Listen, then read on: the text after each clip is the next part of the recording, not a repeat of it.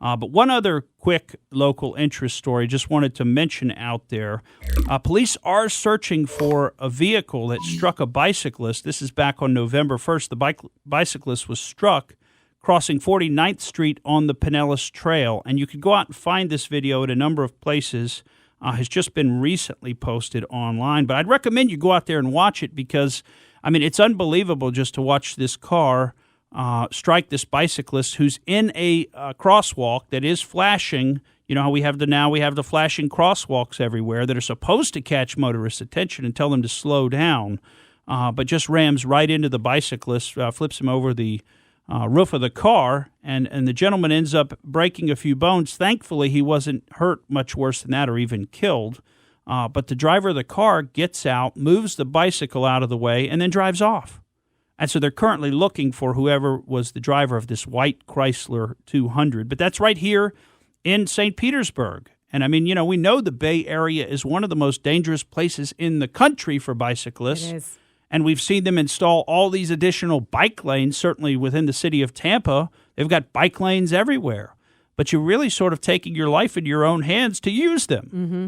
Yeah, last week we lost one on, I think it was 301.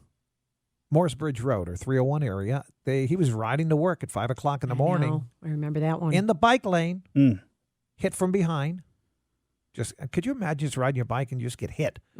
You know, at 45, 55 miles an hour. Guy kept going. Next day he called and turned himself in, said he thought he hit something, but he wasn't sure what it was. Yeah. You know, I do feel like with those who are using their bikes and in the bike lane, just err on the side of caution and be farther to the right because you do have so many people that just are distracted drivers and they're not, and they're veering. Turn your back. No, exactly. So take precaution. I mean, it shouldn't be that way. You should be safe to be able to just be in the bike lane, but be careful. Well, isn't it amazing how people are operating a several thousand-pound vehicle with all that inertia, all that speed, and there's nothing more important to them than keeping up with their text messages or doing whatever it is they're doing on their phone. And I know you've all seen it as you've all been driving around the Bay Area. We constantly see people who have their phone out, held, you know, right in front of them near the steering wheel or other places, and I don't even know what it is they think is so important on that stupid little device. But when you're operating a car, the most important thing for you to do is to pay attention. And you're supposed to be, remember, I mean, did anyone take driver's ed? You remember you're supposed to be checking the mirrors and everything? You're supposed to kind of have a system of continually checking what's going on around you so that things like this don't happen.